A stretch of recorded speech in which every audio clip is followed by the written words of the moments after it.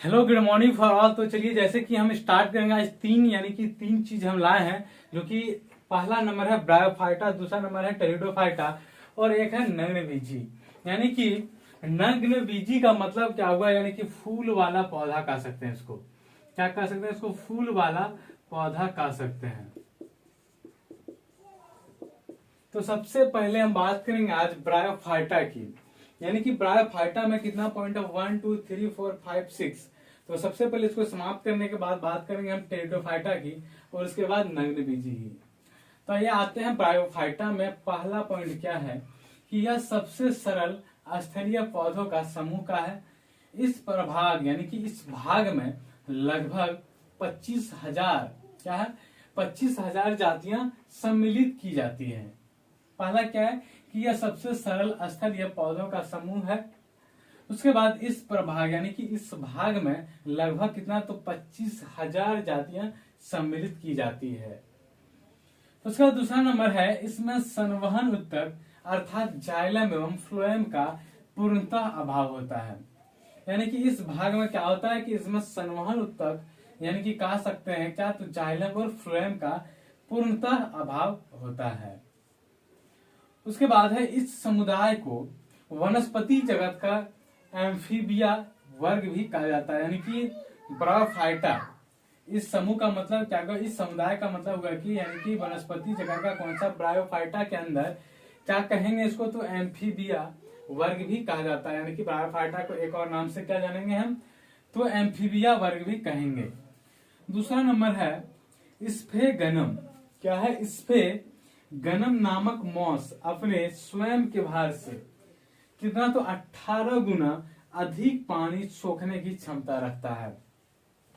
तो वो कौन है, तो स्फेगनम जो है नामक मॉस यानी कि अपने स्वयं के भार से कितना, तो 18 गुना अधिक पानी सोखने की क्षमता रखता है। उसके बाद है, स्फेगनम मॉस का प्रयोग ईंधन के रूप में किया जाता है। और फिर स्फेगनम मॉस का यानी कि प्रयोग एंटीसेप्टिक के रूप में भी किया जाता है। यानी कि ब्रायोफाइटा में पहला क्या था कि यह सबसे सरल स्तरीय पौधों का समूह है, जो इस भाग में कितना जनजातियां यानी कि जातियां हैं, तो 25,000 जातियां सम्मिलित की जाती है। इसमें संवहन उत्तक अर्थात जाइलम और फ्लोएम का क्या होता है, पूर्णतः अभाव होता है। इस समुदाय को वनस्पति जगत का एम्फीबिया वर्ग भी कहते हैं। और स्फेगनम नामक मॉस अपने स्वयं भार के 18 गुना अधिक जल यानी कि पानी सोखने की क्षमता रखता है।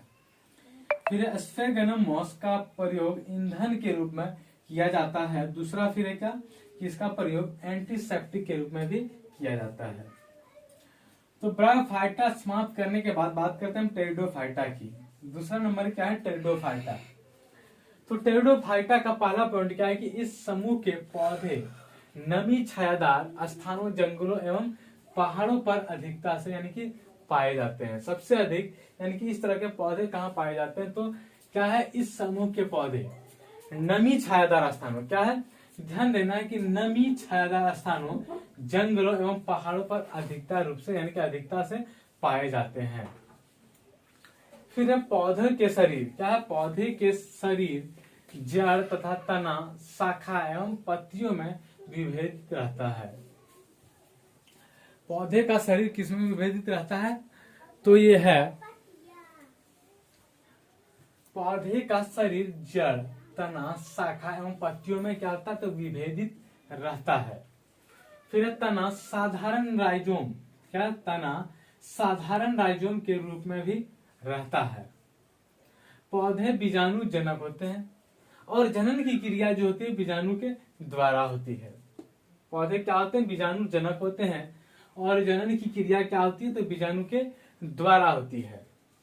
फिर नग्न बीज यानी कि फूल वाला पौधों की बात करते हैं हम। क्या है? नग्न बीज यानी कि फूल वाला पौधों की बात करते हैं, जिसको यानी कि फूल वाला पौधा कह सकते हैं। तो ये पहला क्या है कि इनके पौधे वृक्ष, झाड़ी या आरोही के रूप में होते हैं। क्या होता है? वृक्ष, झाड़ी या आरोही के रूप में होते हैं। दूसरा है पौधे काष्ठीय, बहुवर्षीय और लंबे होते हैं। क्या होते हैं? पौधे क्या होते हैं, काष्ठीय होते हैं, बहुवर्षीय और लंबे होते हैं। इनकी मूसला जड़ें पूर्णतः यानी कि पूर्ण विकसित होती है। यानी कि मूसला जड़ें क्या होती है?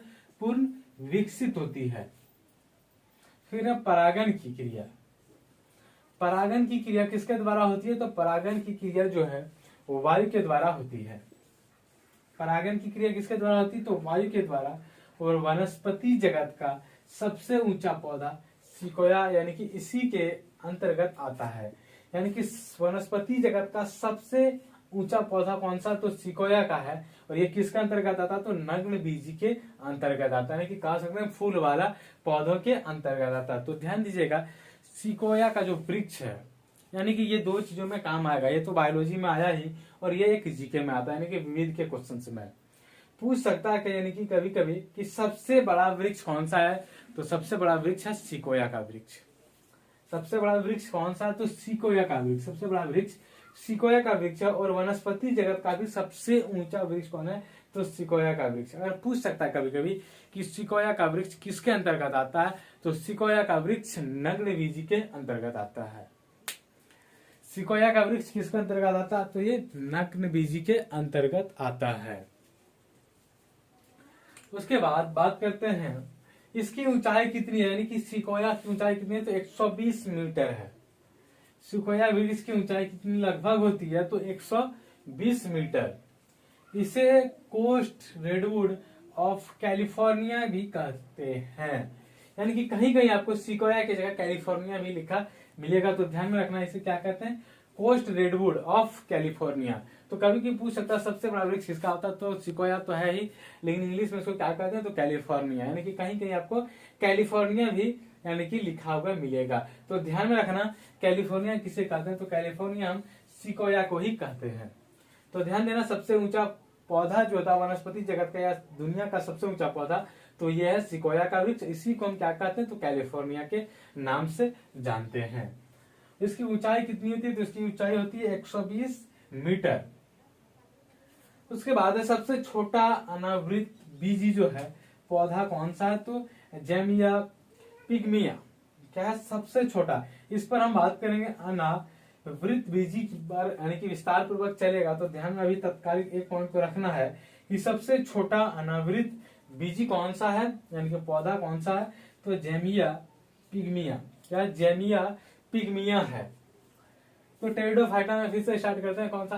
फिर से यानी कि एक बार दोहरा देते हैं। तो इस समूह के पौधे नमी छायादार स्थानों यानी कि जंगलों एवं पहाड़ों पर अधिकता से पाए जाते हैं। पौधे का शरीर जड़, तना, शाखा एवं पत्तियों में विभेदित रहता है। तना साधारण राइजोम के रूप में होता है। पौधे जीवाणु यानी कि बीजाणु, जीवाणु बोला गया।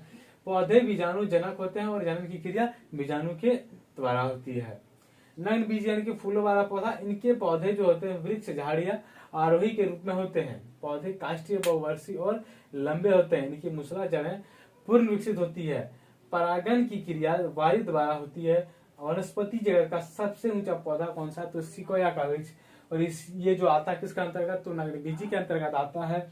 और इसकी ऊंचाई जो है 120 मीटर। और इसे और अन्य नाम से कौन सा है? तो अन्य नाम है कोस्ट रेडवुड ऑफ कैलिफोर्निया के नाम से भी जाना जाता है।